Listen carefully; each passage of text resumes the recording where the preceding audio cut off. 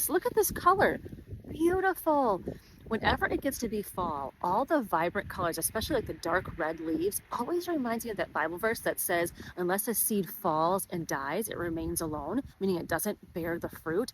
I just love that. It reminds me of dying to self, of the surrendering and the letting go of our lives. And as I go out on walks like this and just get out in nature, just thinking, as I look at the leaves and just thinking, wow, how beautiful dying can be. I know that sounds morbid, but I think about when others are looking at our lives and seeing us die to Christ and surrender to our will and to trust the Lord and go through difficult things, that's when they see the light of Christ in our lives. They see our faith stirred up. They see his joy that he fills us with. Go out in nature, be reminded of who God is, and then just enjoy his creation.